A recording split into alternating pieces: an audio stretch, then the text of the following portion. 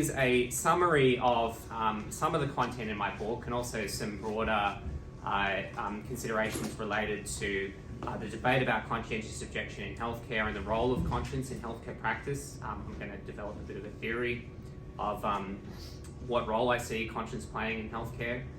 So I'll start with an overview of the legal status of conscientious objection in healthcare. I'm just going to discuss some recent criticisms of the practice of conscientious objection.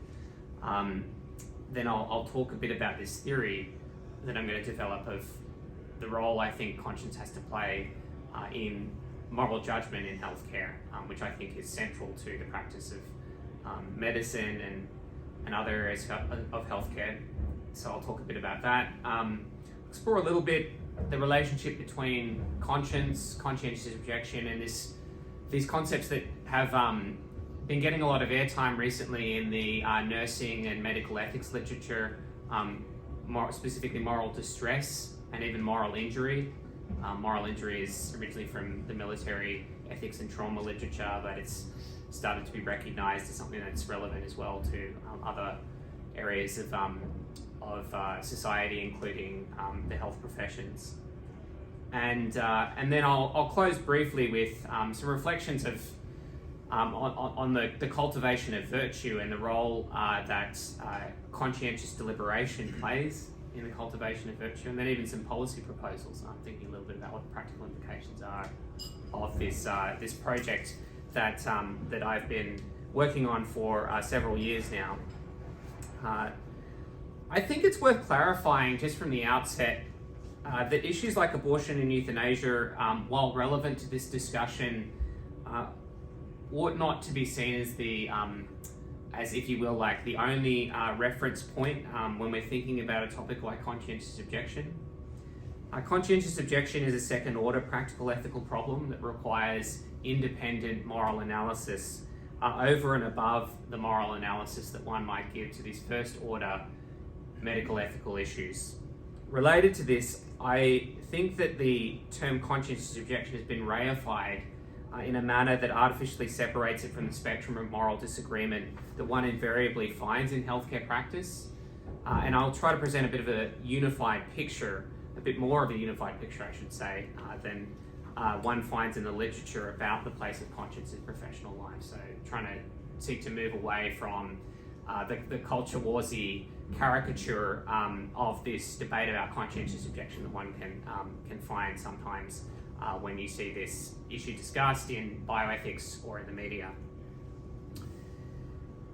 So just briefly to offer an overview of the topic under discussion, I mean, Joe's given a tremendous introduction, I think, to the notion of conscience, and I think historically it's a very rich idea. I think psychologically it's a very rich idea. But to focus specifically on conscientious objection in medicine, I think we can start with a couple of fairly uncontroversial claims. So first, we might start by considering that doctors are, as a rule, expected to provide medical care to patients in a manner that is consonant with a patient's treatment preferences. This is kind of claim number one, the idea like you should be respectful of a patient's preferences when they're seeking medical treatment. Second claim, a patient's welfare and rights ought to be a central concern for doctors. Seems pretty reasonable as well, like have to respect the rights of patients. They may seem like fairly straightforward propositions, but things get complicated when a doctor is asked to provide a procedure which conflicts with their moral judgment and or ethical or religious commitments. So law and professional guidelines typically seek to give some latitude to health professionals to act in accord with conscience, but these protections are rarely absolute, and nor should they be. Newman famously said, conscience has rights because it has duties. And presumably a doctor's conscientious judgments ought to, as a minimum, bear some orientation to the good of one's patients. Conscientious objectors, as I'm conceiving of them, do not act based on a distaste for some aspect of their professional work, nor is conscientious objection a cowardly dereliction of duty as per the anti-conscientious objection invective of the Great Wars. Rather, conscientious objection is, in healthcare, as a rule, is linked to a dissenting view of medicine and the morality of certain procedures or services provided by the medical establishment. Historically, conscientious objection has often taken the form of civil disobedience to unjust laws and activities of the state. We might, for example, think of the members of the Society of Friends or Quakers who refused to fight in the War of Independence or the Civil War. Alternatively, you might consider widespread resistance to conscription during the Vietnam War. And it's interesting to note that conscientious objection has been valorized in popular culture in recent years, partly because of its association with resistance to tyranny and partly because of the outstanding moral virtue exhibited by some conscientious objectors in, say, for example, the Second World War. But conscientious objection need not involve disobedience to existing laws or political unrest. So on the contrary, conscientious objection in medicine is sanctioned often by law and also by relevant professional associations. We can draw a useful distinction here between civil disobedience, which is when one breaks the law in an effort to change the law, so a kind of form of public protest by virtue of breaking the law in a very public way, and conscientious objection, which doesn't necessarily involve that kind of transgressive action. So for example, conscientious objection may be, as I said, sanctioned by law and professional associations. So US federal law, for example, protects a healthcare provider's conscience rights and prohibits healthcare facilities from discriminating against practitioners who refuse to participate in certain services based on moral objections or religious beliefs. The so-called church amendments, conscience-based statutes enacted at various times throughout the 1970s, state that public funding for healthcare facilities should not be conditional on the provision of abortions or voluntary sterilizations, nor can these facilities discriminate against individuals who have a conscientious objection to these procedures. Similar protections are found in the Public Health Service Act or the Coates-Snow Amendment or the Weldon Amendment. Many of these were passed in the 1990s and early 2000s when this issue of conscientious objection came to the political forefront once again. Medical associations provide in principle support for conscientious objectors, but also stress the need that patients receive timely access to healthcare services. So the American Medical Association, their code of ethical standards states that respect for conscience is important for preserving the integrity of the medical profession as well as the integrity of the individual physician, and that physicians should have considerable latitude to practice in accord with well-considered, deeply held beliefs that are central to their self-identities. So it's quite a strong statement, I think, stronger than it has been in the past. Actually, I believe this clause was drafted in the last couple of years. But also the British Medical Association supports a limited right to conscientious objection. That organisation believes that doctors should have a right to conscientiously object to participation in abortion, fertility treatment, and the withdrawal of life-sustaining treatment, where there is another doctor willing to take over a patient's care. And similar with the Australian Medical Association, which states that it's acceptable for a doctor to refuse to provide or participate in certain medical treatments or procedures based on a conscientious objection. So once again, the AMA, the Australian Medical Association, stresses the need to kind of also care for the patient's ability to access care in a timely manner, but there's still a strong statement on this topic of conscientious objection. However, conscientious objection is still a very live issue, and it's not like this is a settled matter, so to speak. So there's, for example, been a varied approach to the enforcement of conscience protections by the Department of Health and Human Services here in the United States in the last decade. And I'm just going to provide one case which I think bears out that this is a fairly complicated, politicized issue. So in 2018, a nurse at the University of Vermont Medical Center lodged a complaint with the Department of Health and Human Services Office for Civil Rights after being pressured into assisting with an abortion. And the nurse made it clear, apparently, to her employer that she would not take part in abortions prior to this whole issue occurring in her workplace. She was, however, subsequently scheduled to help with an elective abortion, and the nurse's supervisor allegedly wouldn't allow her to step out of the procedure. Fearing retaliation or that she would lose her job, the nurse assisted the doctor. Why do I mention this case? Well, essentially what happened with Health and Human Services, which is tasked with the enforcement of conscience legislation at a federal level, was that they issued a finding that the University of Vermont Medical Center had broken the law in obliging that particular nurse to assist in this particular procedure. That was in August 2019 under the Trump administration. In 2021, the office, now under the Biden administration, quietly reversed the decision and dismissed the case before any corrective action or settlement had taken place. So they rescinded the previously issued ruling that the University of Vermont Medical Center had violated this particular nurse's right to a conscientious objection. So I'm not trying to pass judgment on who was right and who was wrong. I don't think I need to make the point that I just think this is a fairly politicized issue, and I think this is pretty clear evidence of that. I should also add that the US is not in any stretch of the imagination a particularly draconian jurisdiction in this respect. So you can consider as a counterpoint the situation of conscientious objectors to euthanasia in Canada at the moment, where for several years medical assistance in dying has been legal, and there's increasing pressure on healthcare practitioners and institutions to participate more actively in the MAID regime that is now part of Canadian medical care. So I can discuss that more in question time, but I'm not going to labour this point too much, because I think I've hopefully illustrated the basic contention, which is that we're dealing with an issue that's still a very live one today. Why also, as a bioethicist, have I taken an issue in this topic? Well, in the bioethics literature, there's a fairly aggressive mainstream opinion that conscience ought to be restricted, if not outright, conscientious objection, I should say, should be restricted, if not outright banned in healthcare.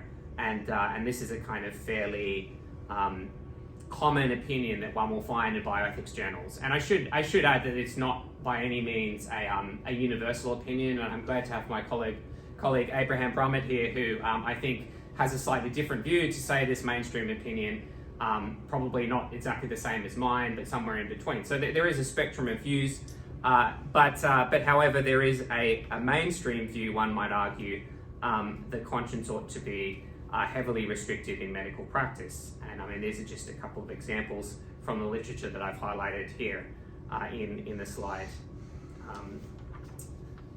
What's the case that's levelled against conscientious objection in the bioethics literature? Critics of conscientious objection have expressed concern that this particular institution undermines access to healthcare services. So you can think of issues like abortion, emergency contraception, and euthanasia. So patients may not be able to access services in a timely manner, and they may also feel uncomfortable if they're denied those services by their clinician. Medicine, however, is, on the view of many of these interlocutors, aimed at satisfying patient preferences and facilitating a patient's realization of their vision of the good life. So I think it's a very liberal conception of medicine, if you will, like a kind of late-stage liberal conception of medicine. So the good of the patient, on this view, just is the fulfillment of a patient's considered preferences. And conscientious objection then is an illicit constraint on patient autonomy, as it limits patients' ability to access the desired services. So perhaps these considerations provide context for the claim that conscientious objectors are imposing their views on patients. So that might be an accusation that if you're a clinician expressing a conscientious objection, that you're bringing your privately held religious or moral views to bear on your professional practice in a way that's inappropriate, that's not befitting a medical professional, that's not in accord with your professional duties. So it's not uncommon to hear the claim that conservative political actors are seeking to impose their views on the general population. And the exact meaning of that statement may be unclear, but perhaps the worry is that the dissenting views in public life may lead to limits on the choices available to citizens of liberal democracies. So this issue gets taken up in medicine specifically with respect to doctors expressing a conscientious objection.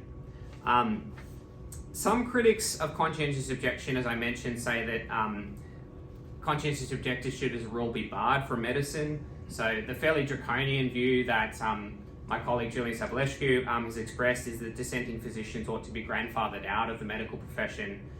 Medical schools ought to select students based on their willingness to provide these socially contentious medical services. And either essentially you comply with the expectations of this new medical regime or you get another job. This is known in the literature as the get another job argument.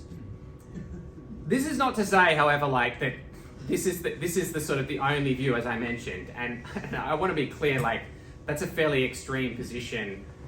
So I mean, to give a more charitable interpretation, like there are a lot of people in the medical profession who are of the belief that doctors should be prepared to do whatever the professional role requires, whether it be glamorous and edifying or unsettling and morally distressing.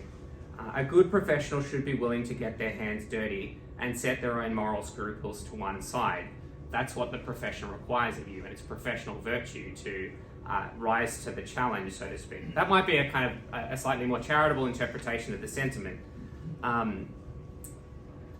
But I think there's a lot that one can say in response to these criticisms.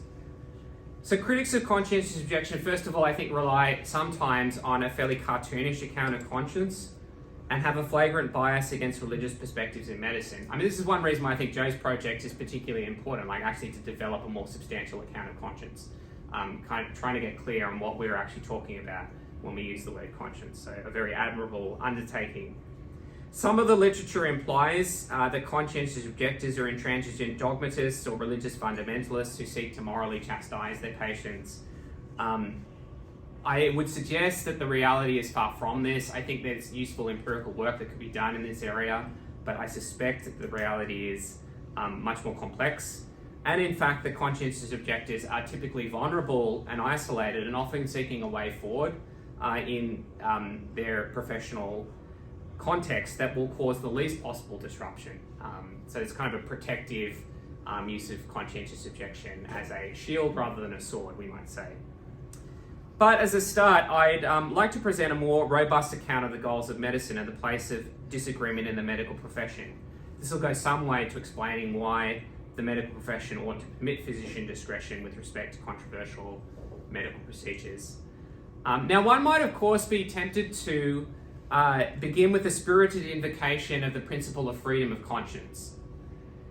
So we've got the Universal Declaration of Human Rights being held up there. So freedom of conscience, just by way of background, is a moral and political principle according to which human beings have the right to hold basic beliefs and commitments, and what's more, act on those beliefs and commitments. So freedom of conscience is concerned with the freedom to have a belief system, including religious and spiritual beliefs, and to manifest one's belief both in private and in public. And to some extent, freedom of conscience is a pretext for all other rights.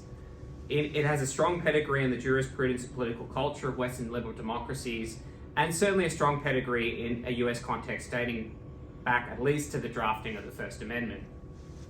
I want, however, to caution against collapsing this particular debate about conscientious objection into a broader debate about freedom of conscience. I actually think that's a mistake. The proposition under consideration in this talk is whether we ought to protect the institution of conscientious objection within healthcare. And while freedom of conscience is important, I think we also need to acknowledge that we're dealing with a professional context here, with a professional activity rather than one's activity as a mere private citizen. So one must also consider, does freedom of conscience apply in the professional sphere? Does freedom of conscience extend to the decisions that a medical professional makes about the care of their patients? An adequate response to this question requires that we consider the very nature of medical practice and the professional duties that are attached to the role of a doctor. So the case against conscientious objection is largely built upon a particular conception of medicine, as I've mentioned, according to which medicine has its primary object the promotion of patient welfare and the honouring of patient rights. Professional duty in medicine then has as its ultimate point of reference the welfare of a patient. I've got a quote there from an article by Stahl and Emanuel, which was published in 2017, advancing this particular viewpoint. Ezekiel Emanuel is a very influential bioethicist at the University of Pennsylvania, I believe, and has had a lot to say on this particular issue of conscientious objection. The trouble, however, with this view is that the welfare or well-being of a patient is often reductively defined in terms of a patient's considered preferences. So beneficence collapses into autonomy, to invoke the great four principles of biomedical ethics. And this leads to the conclusion that a doctor ought to always promote patient preferences, even where one's own professional judgment, one's own clinical judgment, may counsel against doing so. To do otherwise would be to do violence to the patient or to violate their rights or to inflict dignitarian harm on them. We can try to kind of carve the reality in different ways, use different terms, but that might be the claim. So what's more, critics argue that the standards and obligations of professional duty are elucidated by relevant professional association in the law, are elucidated by relevant professional associations in the law, not by the moral judgments of individual practitioners. There's a concern, I think, about ethics by the bedside, so to speak, like doing ethics by the bedside, freelancing as a authority on medical ethics when you're dealing with patients in a clinical context. There's a concern that that might lead to idiosyncratic medical practice, a kind of wild west of medicine. So medical professionals then should abide by professional standards and obligations articulated by the law when they're actually acting in their professional role. They can, by all means, like agitate at a political level for change, but they ought to kind of abide by the guidelines when they're actually practicing medicine. So I'm not convinced by this tendentious account of professional duty. For one, it relies on a conventionalist understanding of the medical profession and the nature of health, and I think there's various problems with that account of medicine and healthcare. The goals of medicine are reduced, in this case, to standards that are conventionally determined by institutions like the law, professional standards, good medical ethics, and patient preferences. And in a way, we do have to have standards, and we have to have ways to come up with those standards. But the real question is not how we derive this, how we agree upon the standards, but if you will, like, what do we actually think we're trying to get at when we're coming up with those standards? Is it literally just agreement amongst the medical fraternity, or is it trying to track some objective reality of health? So I have an objectivist account of healthcare. If you want to kind of divide these two schools into subjectivist and objectivist accounts, I would be very much on the objectivist side. And I think it's only a half-truth to say that medicine is about the satisfaction of patient preferences or respect for rights. Informed consent is, of course, a vitally important legal constraint on medical practice, and doctors should accommodate where appropriate for the varied goals of healthcare that a patient might have. But with several other scholars, I'd like to argue that medicine is principally concerned with the realization of human goods, that the human good is at the heart of medicine, and in particular, we ought to consider the goods of health and indeed the relief of human suffering.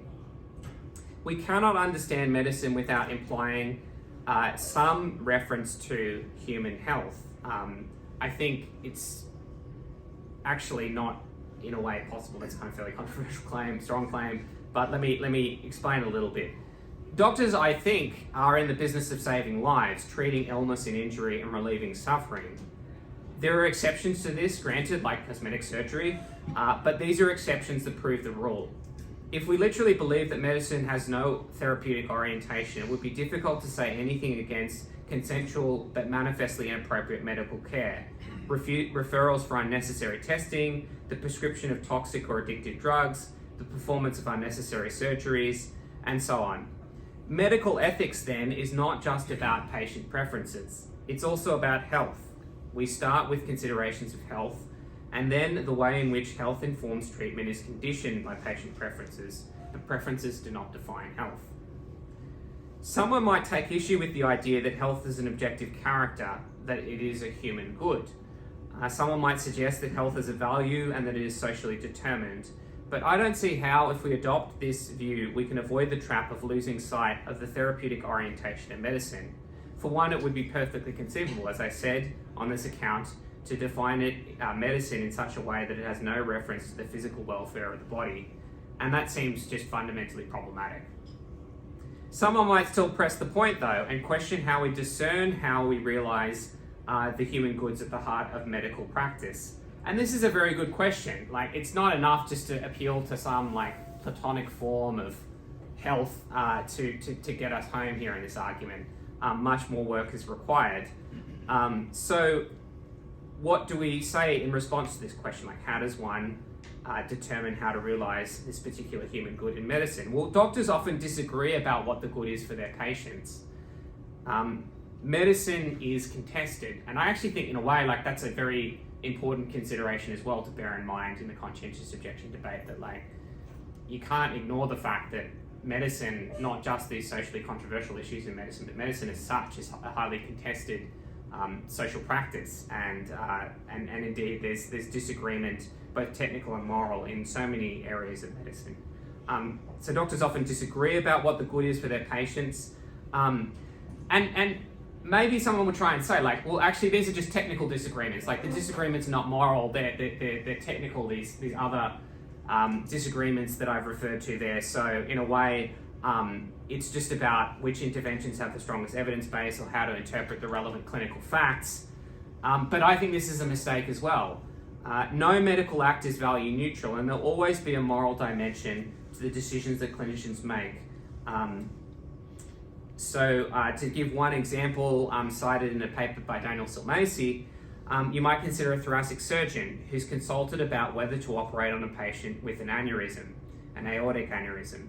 The surgeon may conclude that it would be wrong to carry out the operation, as the patient is likely to die more quickly as a result of the surgery. Another surgeon, however, might disagree and undertake this operation as it's part of a last-ditched effort to extend the life of this particular patient. So basic bioethical principles of beneficence and non-maleficence come into play in these decisions, and I think it's pretty clear to say, like, this is both a technical and a moral question. Like, what do you do in these sort of extreme situations in the clinic?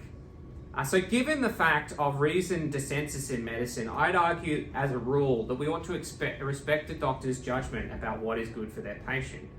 And in fact, we ought to respect clinicians' judgments about how to care for one's patients. We might call this the physician's discretionary space.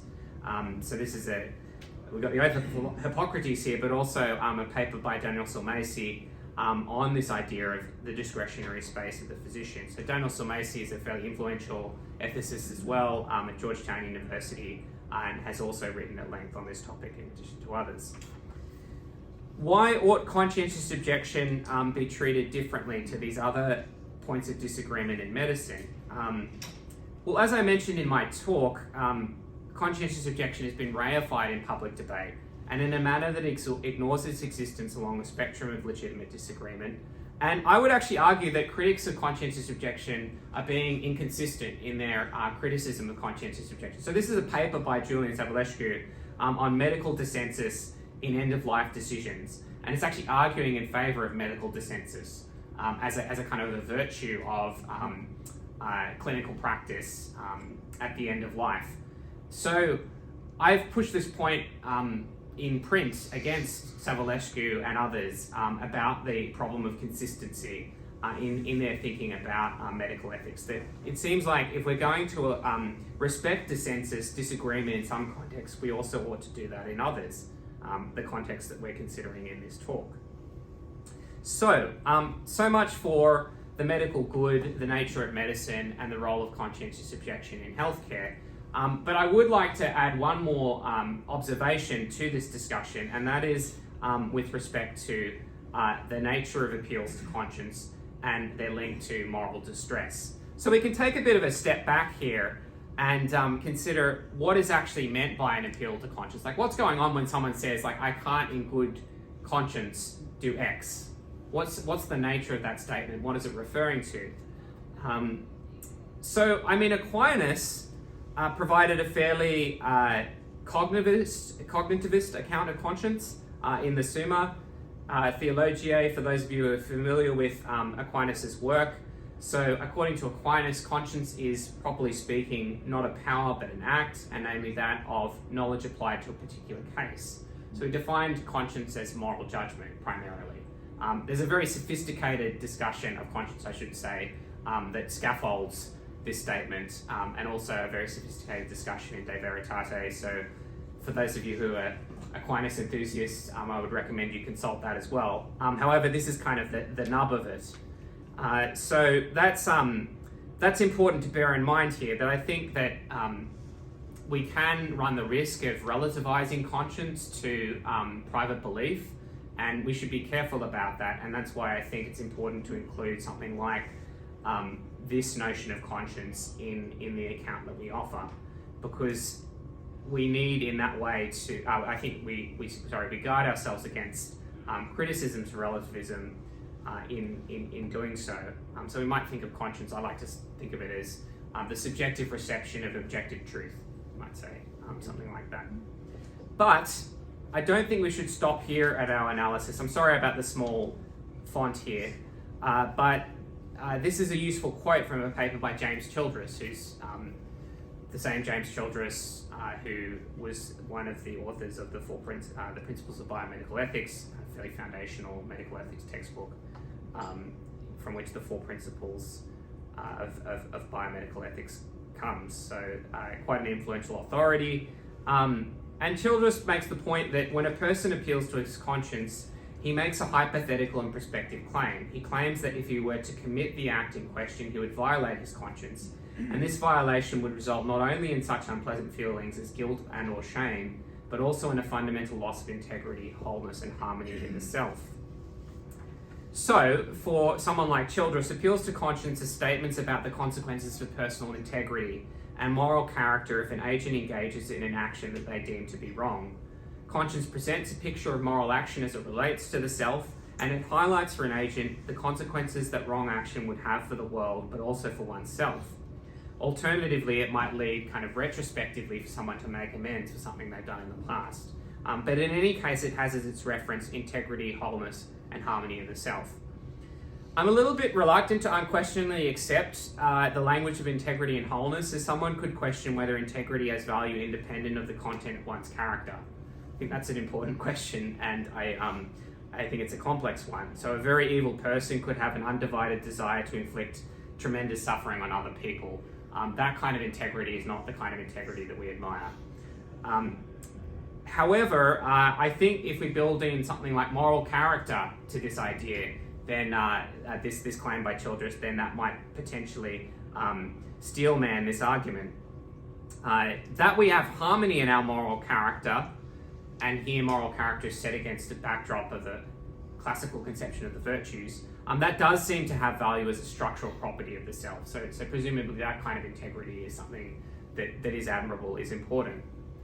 Why am I talking all about integrity and wholeness and harmony of the self? Well, I'd like to bring in here the concept of moral distress, which I believe is actually an important concept in the conscientious objection debate. So definitions of moral distress typically focus on a conflict between a healthcare professional's deep moral convictions and the values that an individual is obliged to comply with in one's institutional and social matrix. So consider, for example, a definition that I provided with a couple of colleagues in a recent article, that moral distress refers to a healthcare professional's perceived incapacity to fulfill their personal and professional obligations. Why am I talking about moral distress once again? Well, I think that this concept, for those of you who are familiar with it, has been confined in the literature so far to complex situations like, for example, nurses who are required to work in conditions where they can't provide adequate care for their patients. So sort of working in under-resourced healthcare facilities, working in pandemic situations where they can't attend to all of the patients who are crowded into the particular ward that they're on, or where they're asked to do something by a senior clinician which they believe to be morally wrong. So these are kind of examples of moral distress that arise in the literature. But I'd like to make the somewhat audacious suggestion that sure, moral distress is relevant in the context of COVID-19 and kind of the sort of very complex and inhuman at times healthcare institutions in which nurses and doctors work today, but it's also relevant to conscientious objection. So there are people who might say, okay, this is just a bit of a stretch, like I'm taking one concept from one aspect of healthcare and trying to transport it into another debate. But I think that actually is not a very good argument, and someone tries to make this in the literature here in the American Journal of Bioethics. I just don't think it's a particularly strong argument to try and just stipulatively demarcate moral distress from conscientious objection. And actually, in fact, there's a pretty good paper on moral distress experienced by nurses who assisted in elective abortions, published by Deborah Hanna in 2005. So this has for some reason been one of the only treatments of this topic in the literature, but I think it would be a very fruitful path of future research. So, I mean, this particular paper, as I mentioned, was about the visceral pain and cognitive dissonance experienced by nurses who are forced to participate in elective abortions to which they had an objection. So consider these quotes. "I think the initial distress was that I was doing the wrong thing, that ending a life was doing the wrong thing, and that was the most gut-wrenching thing for me." And another quote, "I just burst into tears. It felt like someone socked me in the gut, and I just thought, oh, I can't believe this." So this is fairly kind of heavy material. I understand it's kind of fairly sensitive issue, but I just think it's important to highlight the moral and psychological costs of restrictions on conscientious objection in healthcare, to actually realize like that this really has an effect on healthcare professionals. Like, we're not just dealing with a kind of an inconvenience that will be imposed on doctors and nurses if we introduce legislation that restricts conscientious objection. And in fact, that's part of the aim of my book, is to address what I take to be a kind of very unbalanced account of the situation in healthcare with respect to conscientious objection. So the critics, I think, emphasize the cost to patients, which is not negligible. It's relevant to consider, and also the cost to the healthcare system, but they completely ignore the cost of restrictions on conscience for healthcare professionals. And this is actually a very utilitarian phenomenon. Utilitarianism is an impartialist ethical theory, ignores moral character. Moral character is often what is the collateral, so to speak, of acting in accord with the utilitarian calculus. So your own kind of personal character and virtues ought not, if you will, be a deal breaker when you're deciding what to do, morally speaking. It is rather the maximization of utility, however that's conceived. So I'm a big opponent of that view as a neo-Aristotelian who's a big fan of virtue. So to some extent, like that's the philosophical backdrop for this project, is to really kind of bring to the fore the actual moral psychology and moral psychology of healthcare professionals, the moral cost of conscientious objection. Which brings me to the topic of conscience and professional virtue. I'm going to go back to my notes now. We can start. Sorry, I've lost my thread here. Just give me 1 second.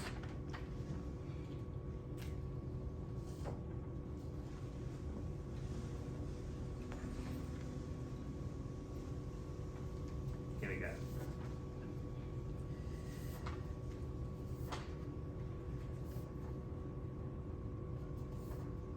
Great.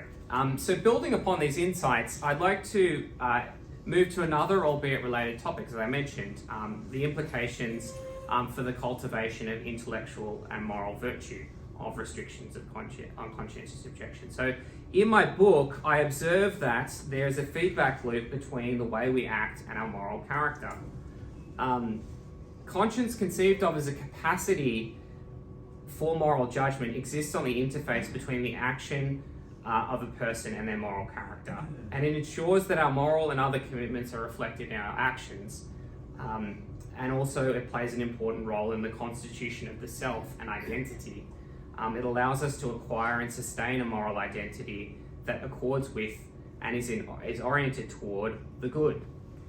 So, I mean, I've put there again the quote from the AMA on conscience, and to some extent these diagrams from my book, I think, capture part of the dynamic that's being captured by this particular statement.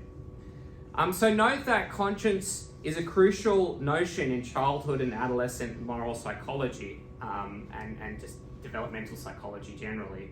So psychologists define conscience in terms of basic pro-social virtues and capacities that children acquire at a young age, and that help one to become a well-adjusted member of the community.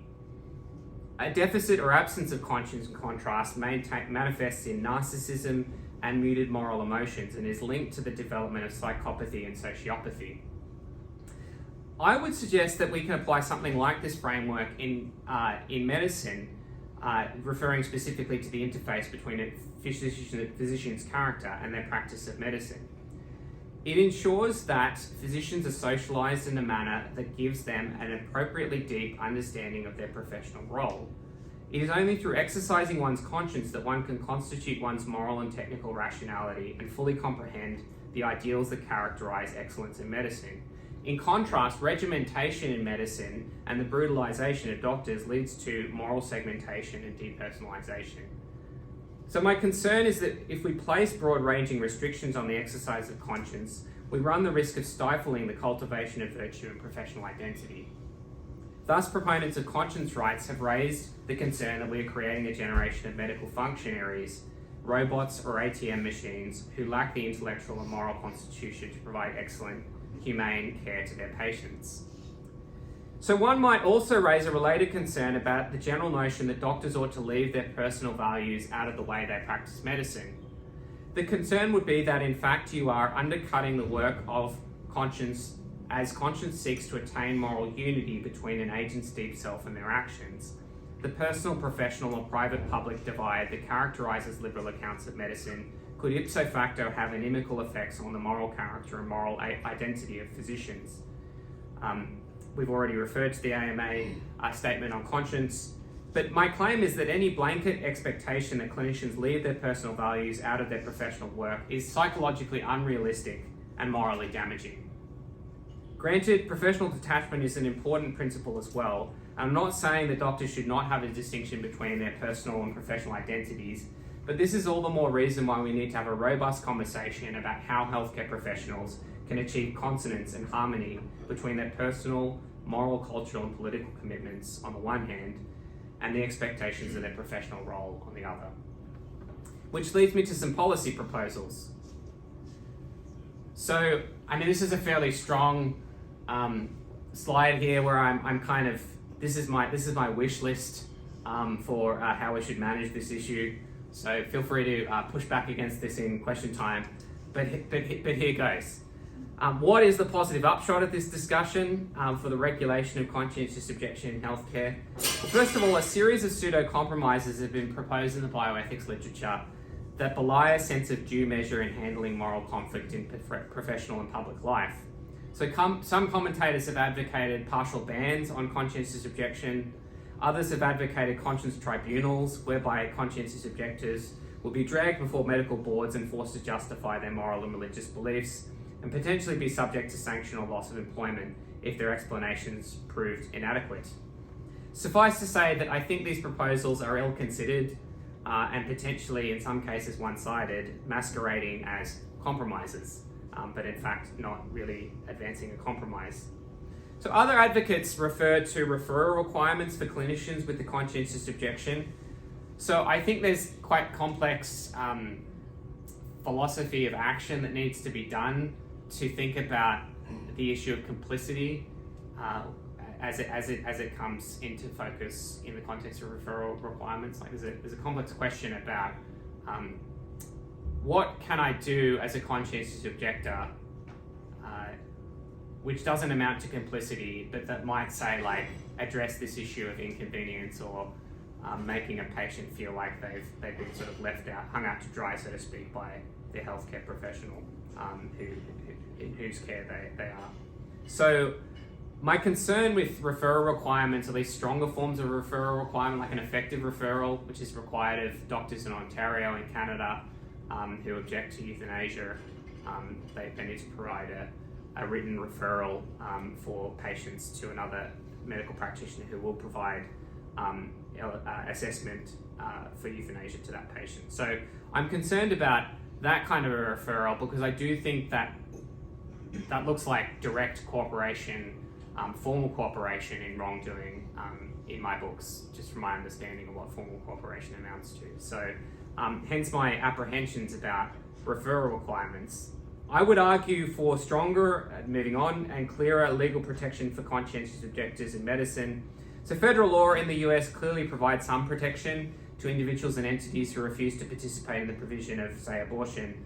But I think further clarity may be needed on the scope of these protections, precisely for the reasons that we mentioned earlier in the talk. Like there seems to be this kind of politicization of the office responsible for enforcing this legislation. So as to why that's happening, I think it's complex, but perhaps there are issues of the clarity in the law that may be helpful to address. Also, there should be appropriate monitoring of selection bias in medical schools. I don't think it's unrealistic to suggest that students who have socially conservative views on moral issues in medicine could potentially be negatively discriminated against in their application for medical school. And why do I raise this issue? Well, it's actually in the literature, like the bioethics literature. Some bioethicists say that medical schools should actively discriminate against pro-life doctors. That would be one policy to address the problem of conscientious objection. So I'm kind of concerned about that proposal, and I think that we should in fact be doing the opposite. I think intellectual diversity in medical schools could actually be a very good thing. So in the end, a lot of the negotiation of conflict related to conscientious objection will involve effective communication and, where necessary, mediation between employees and employers. And that's an important topic as well. But one would hope that these conversations could be approached in a mature manner, cognizant of the complex moral predicament faced by conscientious objectors. So, I could talk a little bit more at length about a parallel issue to this one of conscientious objection, and this is conscientious provision of care. It's a debate that recently has arisen in the bioethics literature, but I realise I've run out of time here, so maybe we can explore it a bit in question time if people are interested in that. So just by way of conclusion, conscience rights in professional and public life have been subject to extensive criticism in recent years. It's one thing to say that everyone is entitled to their opinion. It's another thing to actually allow the full expression of dissenting moral and religious worldviews in professional and public life. Lawmakers and judges are increasingly hostile to religious or ethical worldviews that could lead to someone feeling uncomfortable or inconvenienced in the clinic.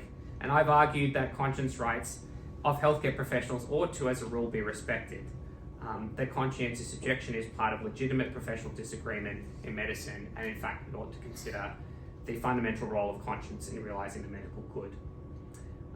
We should be seeking to further protect, in my view, rather than restrict the exercise of conscience in medicine, as excellence in medicine presupposes agency, and agency presupposes the freedom to act in accord with one's conscientious judgments. Thanks very much.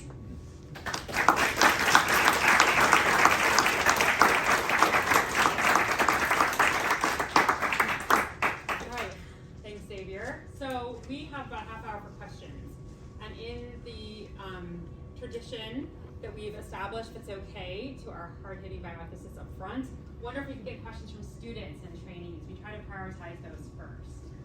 Question, you are. Yep. Yeah, okay, thank you. Hi, Dr. Symons, thank you. My name's Claire. I'm a third-year medical student now at the University of Michigan. I really enjoyed this. This was a great breath of fresh air after doing courses on ultrasound and things like that. It's really nice to hear you talk about this. My question is maybe a pretty simple one, but you said that we can't, conscientious objection can't come down to just subjective kind of worldview. So then that means you have to be part of some kind of community in order to ever conscientiously object, and like would that, and so you would almost always, they would have to be part of a religious community or an intellectual community in order to qualify as a conscientious objector? And then is there anything that falls kind of in between that for people who are lonely or feel more isolated or can't claim a community for the things that they think? Great question. Okay, so there's a lot that I could say in response to that question. I wouldn't want to just restrict legitimate conscientious objection to, say, for example, like established religion and kind of ethical views that are adequately represented in society more generally. Because I think that's interesting, if you will, as a criterion with which to assess the plausibility of a moral claim. Like, do other people agree with this view? Like, is this view mainstream? But like, clearly that's not like the extent of evaluating like the reasonableness of a moral position. So yes, I completely agree with you. Like, we can't just restrict our criteria to, say, for example, whether someone is part of a large religious community who also hold the same views. So I actually think, in a way, we need to think more seriously about the notion that conscience is just moral judgment. And in fact, like in medicine, conscientious objection, as I've defined it, specifically has reference to the goods of medicine. So why have I done that? And am I trying to like say that there are not other exercises of conscience that exist and that are interesting and important and worthy of protection? I do think that, if you will, like, conscience is a notion that has all sorts of applications around the place, like outside of medicine. But I mean, for the purposes of understanding conscientious objection in medicine and regulating it, if you will, or kind of having some sort of reasoned position on it, I do think that it's fair to impose the constraint that if you are going to express a conscientious objection, it should at least have some remote reference to the goods of medicine, of health and healthcare. Like if it's not actually related to a claim about the goods of medicine, then I think there's a problem there. That you are not actually fulfilling your responsibilities as a medical practitioner or a nurse or whatever. What does that leave, or where does that leave, I should say, religious objections? So this is where I have a fairly controversial view maybe, but I actually think that a lot of religious objections, if you really kind of analyze them, they're moral claims. So there's a moral content to religious objections, and they can very easily be cashed out as moral objections. So I'm not trying to like exclude religious positions from this discussion, but I think we need to have a more subtle, sophisticated account of the content of those positions.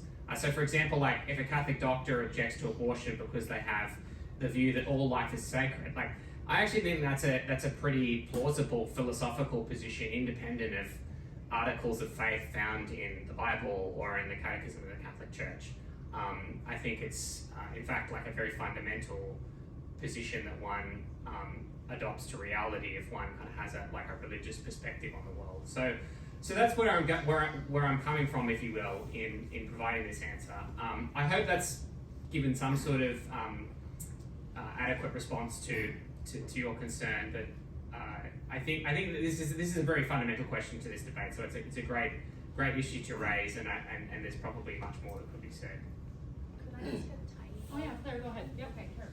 So in the case of the nurse who's distressed for providing an abortion, if we have to justify it in terms of the goods of healthcare, does her moral distress, like I felt this really sick, have anything to do with anything? So I think that moral distress is an indication of the, if you will, like the fundamental content of our identity. Like I think that what's causing the distress plausibly is a moral discomfort with what one is doing. And it may not be the case that the nurse can fully articulate that in the same language that a moral philosopher would, but I think that's plausibly part of what's going on with moral distress. In fact, like, why do I think there's an important link between moral distress and conscience, and how is that relevant to what you just said? Well, we can't easily dissimulate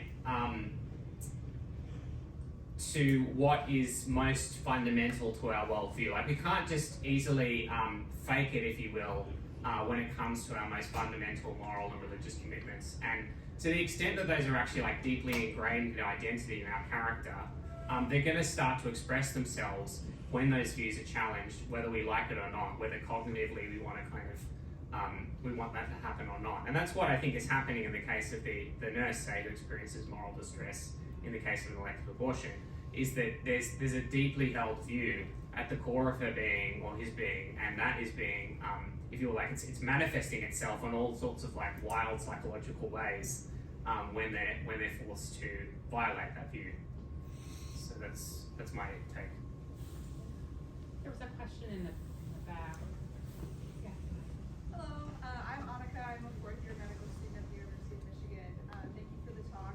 My question was also related to the nurse with moral distress in the setting of an elective abortion, and just a curiosity about the clinical setting of that anecdote, and the language of being forced to participate in my brief but fun and exciting clinical experience. Usually these are dedicated clinics with personnel who kind of know and are familiar with the procedures being performed. So I was just wanting more kind of an explanation of this paper, the clinical setting, and the feeling of being forced to participate. Thank you.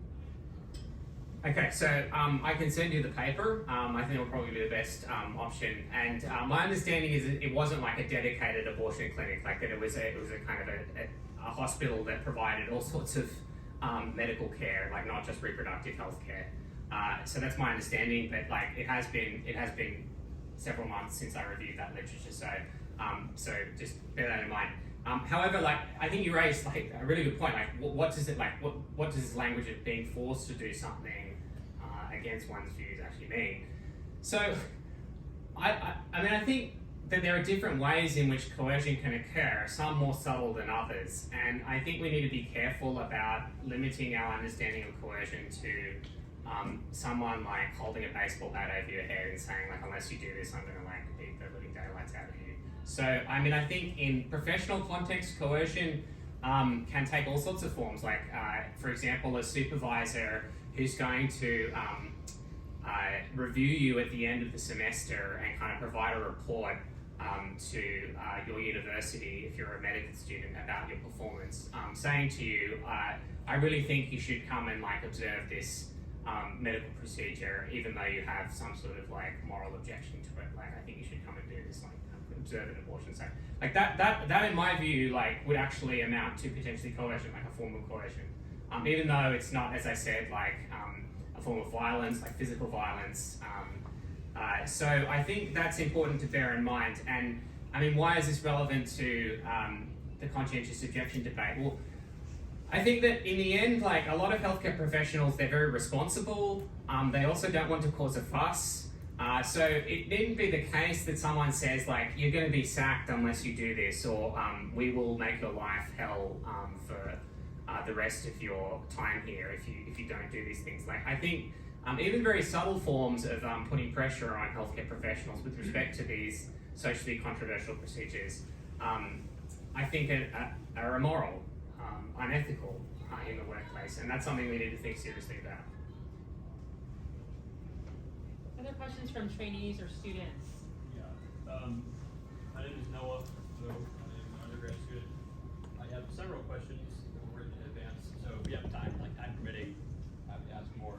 The first one is regarding referrals specifically, what kind of regulations are there on physicians handing out a treatment that you think is going to be immoral to the practice, and also you're helping with for the legal treatment that you disagree with.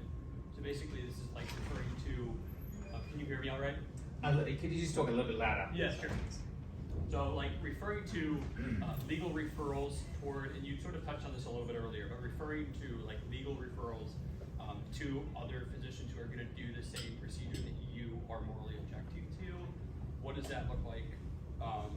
Reference to like the 2010 law that gave providers conscientious objection. I don't know if that still applies. I don't know what that still looks like, whether that's changed a little bit over time. Okay, so do you want to know what a healthcare professional's obligations are with respect to referral, what my view is, what I think it should be? Right. I mean, I can say, yeah, I can talk a little bit about my perspective on referrals. So I think, and then also like what the current environment is too. yeah, okay. So so to speak to the current environment, as I mentioned, there are some jurisdictions in which referral requirements are an obligation for people who have a conscientious objection. So part of like the conscience clause is built into legislation and medical regulation. What do I think about referral requirements? Well, I think that as I mentioned, there's complex questions of complicity raised by this particular topic. So what is complicity? Well, it's participation in some capacity, direct or indirect, in a moral practice or action that one deems to be morally wrong. So kind of these forms of, if you will, like participation in the commission of a moral act that may not necessarily mean that you are the main protagonist in the commission of the moral act, but that you are assisting in some way or facilitating the commission of that action. So why is a referral requirement like an effective referral problematic? Well, I think a letter in which you are requesting a procedure for your patient is ipso facto a form of participation in the commission of that procedure for that patient. Regardless of what your attitude is, even if you're ambivalent, like that's actually a point made in the literature on cooperation and wrongdoing, is that if you will, like your sort of second order feelings aren't the deal breaker. Like the actual action matters, the character of the act that you're engaged in, and a referral in my books, like a written referral, is direct complicity, formal complicity to use the technical term. So that's why I think it's problematic. Thank you. Yes, over here.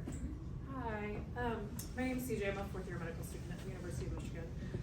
So I am just curious if your feelings about kind of what you were just describing change in the setting of scarcity of resources. So, for example, since the Dobbs decision, there are several counties in northern Idaho where there's been an exodus of OBGYNs who felt at moral odds with being able to practice in the state, and now you have a cohort of around 100,000 to 200,000 patients who have no access to OBGYNs, and where a referral may not really amount to anything meaningful.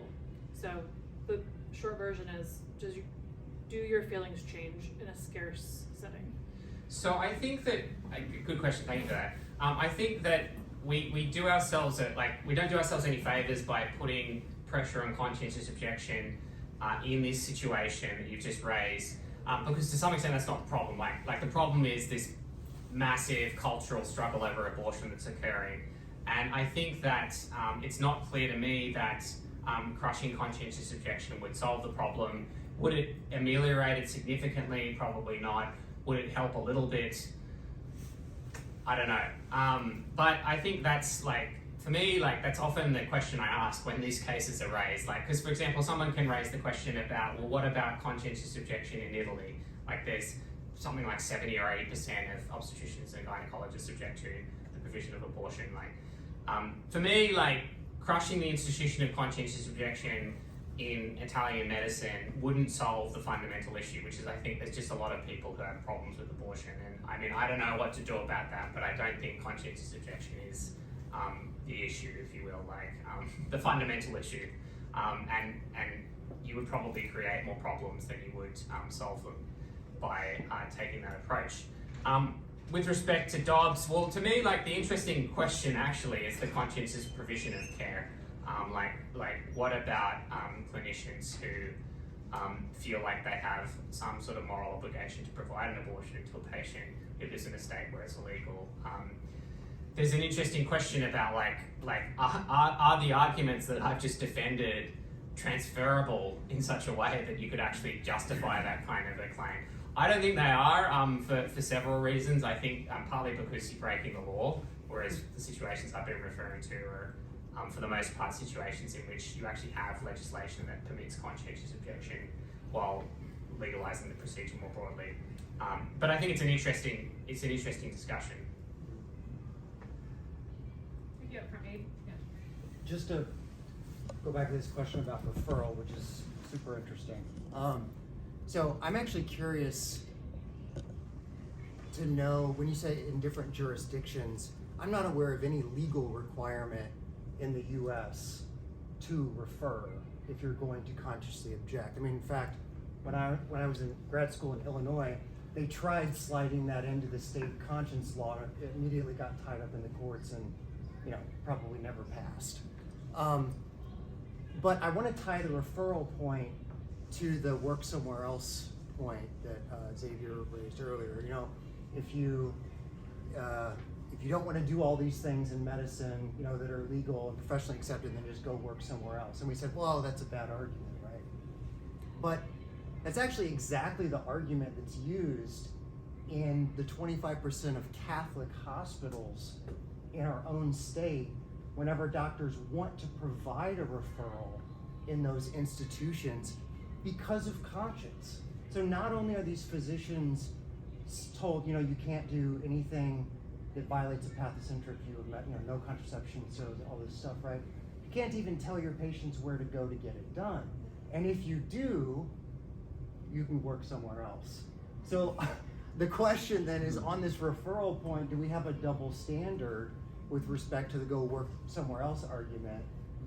Why is it okay to make that argument in the Catholic institution, but not okay for society to make it at a broader level? And I don't like that argument, but I want to hear what you would say about it. Okay, good. So, well, this is a really interesting topic that we've discussed recently. I think for me, my concern with institutional conscientious objection and then individual practitioners' conscientious objection, like when they're kind of both at play, I think that respecting one within the, if you will, like allowing individual objections to an institutional position on the provision of, say, abortion, undercuts the institutional commitment, like and values. So what do I mean by that? I think if a Catholic hospital says like we respect, like we seek to promote and respect the value of all human life from conception to natural death, that's a kind of core commitment for us, like that's part of who we are as a Catholic healthcare institution. And then it allows doctors to perform abortions, like clearly, like within the hospital, like clearly there's a big problem there, like with the actual, if you will, like reality of the commitment, the kind of the manifestation of the commitment in practice, like it's a direct violation of that commitment for these practices to occur in those hospitals. So I think we agree on that one, but I think your question, like you have questions about like referrals, say, doctors working in Catholic hospitals who want to refer patients for abortions, like what about that? Is that okay? So I think that I think that morally, to be consistent as a healthcare institution with an objection to abortion, you shouldn't allow effective referrals within your institution. Partly for the whole discussion about formal cooperation that I raised earlier. But look, I mean, I know some people disagree with me on that, and that's a debate probably that needs more development, like, than I can give it here, like an argument that needs more development. But certainly I think like the idea that if you've got a negative prohibition on something and someone in your hospital violates that negative prohibition, like the institutional prohibition on abortion, say, that fundamentally undermines the institution's mission. I think, to me, that's pretty clear. Yeah, but how does that not just immediately apply to like society? Like we could say, oh, our society has a fundamental commitment to providing all these treatments, and if even one doctor says no, it violates our fundamental. So I think, yeah, that's a good question. I think the difference is that when your commitment is to promoting a good as opposed to like preventing an evil, I think that the fact that one person doesn't participate in the promotion of that good doesn't fundamentally undermine the promotion of the good. Whereas I think preventing the evil, there is a more direct contravention. Yeah. Yeah, I just had a more basic question. I want to understand more about your view. What guardrails do you think need to be placed around conscience? I mean, you've gestured at some just by, your definition of conscience. It shouldn't be something superficial. It should map to some sort of deeply held value. But there's other proposals, right? That it must be transparent, disclosed as an act of conscience. That it should be held in abeyance in emergencies. That it rightly applies to procedures, but not classes of people. What other kinds of sort of constraints do you see as permissible that should be wrapped around? So I think I mean, thank you for that. I think the classes of people distinction, like versus procedures, I think that seems fair generally to me. It's the little thought I've given to that question, so that your objection should be to a procedure, not to a category of person, like just because you don't like a particular racial minority doesn't mean you can deny care to them, medical care in particular. The question about emergencies, I think emergencies is problematic. Like, I think emergencies, like situations, are typically the kinds of controversial cases that get raised in the literature where someone says, well, what about this hospital where there was a woman who like came in who was heavily pregnant and had sepsis and needed to have a kind of emergency abortion allegedly, like, and the hospital didn't provide. Like, what about that case? What do you think about that? So I actually responded to one of those cases in an article recently, which was that of Savita Halapanava in Ireland in 2013. That case is like not a problem of like the limited availability of abortion. Like, she died because of medical negligence. Like, that was a finding at an independent review of the case by an Irish medical regulator. So so I actually think like it's interesting to look at the specific details to start with. But there may be other cases where it is like there is a more direct conflict between a moral viewpoint and a patient's well-being, and I think that there should be like we need to have procedures in place that like that doesn't occur maybe. I mean that's a really unsatisfying argument, but I think that one does wonder like when these situations arise, like someone fronting up to say, for example, a religiously affiliated hospital that has an objection to abortion, like a patient arrives demanding precisely the procedure that's kind of widely known that they have that objection to. I think that's kind of a little bit begging the question, like why is that patient being taken to the hospital in the first place? I'm not going to get into too many specifics because I think that would take us off track, but those are some considerations. I want to explore a little bit more the distinction between non-abandonment versus the prohibition of direct referral as you frame it. And I would posit that there's a pretty clear gray zone in between that we need to recognize, which is medical providers providing the necessary information for patients to make decisions. And there's been a strong push in this literature that even provision of information about options, be it related to physician-assisted suicide or abortion or any number of other things, is morally problematic. And I would argue that the information sharing about available treatment options is a critical component of non-abandonment that some proponents of conscientious objection minimize. Yeah. So, I mean, it would be good if I could answer to specific cases. Like, I think it's a really good issue to raise. I mean, I find it easier when I have a specific case and I can talk to a specific case. But that's relevant. Like you need to provide a patient with information about what they're legally entitled to if they ask you that question, I think. That's true. I mean, I think part of the issue though is that the doctor actually doesn't think that this is kind of part of what's good for that patient. Like so it sort of begs the question on the issue of abandonment about like what abandonment actually amounts to. Because the conscientiously objecting doctor would actually say, I'm not abandoning this patient. Like in this case, I don't actually think this particular treatment is good for them. So I think we've got a problem there. Like the doctor actually just doesn't buy the account of well-being that's built into the question. So what do we do about that? I could probably get into all sorts of structural solutions for these problems, but I don't think that's necessarily my central task, which I'm trying to accomplish this evening. Like, I mean, maybe like government websites should be available that you can refer a patient to. So, for example, I'll give you you can consider the Australian state of Victoria, where euthanasia was legalised in 2017.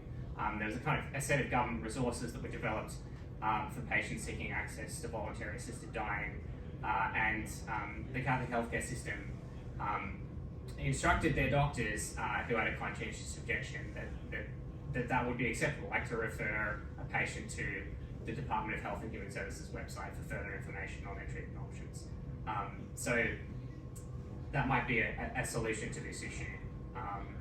But do you have, like, I don't know if you have another case in mind, like... Sure, let's pick something easy. So a woman has severe pulmonary hypertension with a very high risk of peripartum mortality, who has an unintended pregnancy, and asks her physician what her options are to keep her safe. Mm-hmm. And that's Catholic hospital. That's sort of, I'll make it simple. Okay, sure. So I think I mean a doctor, like what should a doctor do in that case? Like I do think there's a prudential consideration here, like if you have prudential considerations that I wouldn't want to if you will, ignore as a philosopher in providing a response to your question. So I recognize I'm not a medical professional, so to some extent I want to bear that in mind. Should a doctor tell a patient then that she can have an abortion? that would be helpful for it. Like, my question to you would be like, is that part of the scenario? Like that like, do you think it would potentially be a helpful option? Yes. Okay, so what should a doctor do then? Well, I mean, I think a conscientious objector has to navigate the expression of their conscientious objection and their genuine belief in what is the good of the patient, with, if you will, like what is considered to be appropriate medical care by the medical fraternity. How a doctor does that is something which I do honestly believe will be a prudential judgment, and I wouldn't want to kind of provide like hard and fast rules for a clinician in that case. But I think you do need to bear in mind this consideration, like that the conscientious objector doesn't actually believe that that's good medical care for the patient. And so for them to actually express that view, which could, for example, include a reference to that as an option, would be perfectly reasonable in my view. So for the doctor to say, there might be other clinicians who recommend X, but I actually think that X is a really bad idea. Like, that's perfectly acceptable in my books. All right, friends, unfortunately, we've come to the end of our time together. Let's please give a great round of applause to Dr.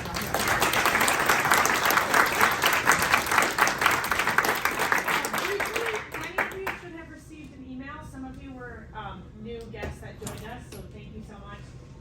But many of you should have received an email just to give us some feedback on this event. It would be super helpful. It's already in your inbox. It should take like not even 3 minutes, maybe 4 minutes if you want to write something. But that'd be just really helpful to help Borough grow as an organization. So thank you so much. Thanks, Maddie. Thanks, y'all, for attending.